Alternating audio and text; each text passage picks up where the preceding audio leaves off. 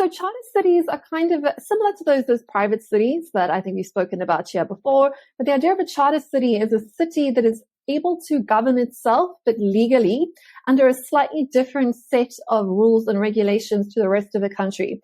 Typically, charter cities have been set up maybe as sort of special trading zones. We definitely have some of those in South Africa, where perhaps your taxes or tariffs are a bit different if you set up business in that particular area. Or it could be charter cities like Hong Kong was the classic example there, that was able to be semi-self-governed under a different set of rules and regulations to mainland China. That era is obviously coming to an end, but this concept of charter cities hasn't disappeared. So it's an idea of not a fully private city, but rather a city with special privileges, which again could actually end up functioning a bit like a ha-ha city, in that if you are smart, savvy, or rich enough to take advantage of the special tax codes or the special sort of laws that go around it, it could become very, very useful to you. But again, there is, of course, the question of sort of inequality. So a lot of the charter cities that are being proposed at the moment, many of them are actually being proposed for Africa, because Africa is seen as a future growth market, particularly as our demographic dividend kicks in the middle of the century.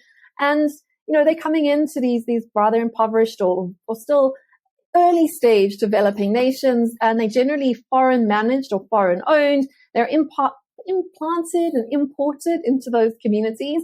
And the idea is to sort of attract foreign investment in an attractive sort of tax area. But again, there is a slight sort of colonial overtones that come with this taking up land and bringing your own governments and governance into those spaces.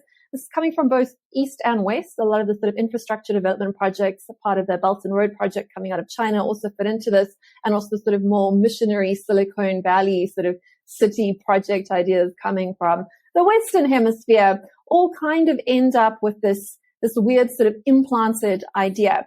And these sort of utopian city projects that are being done in places that perhaps don't have the strongest governance don't necessarily have a good history. If you take a large view of history, these sort of experimental cities that lack a bit of oversight don't always go as well as Hong Kong, particularly when they are entirely privately managed and run as sort of for-profit enterprises.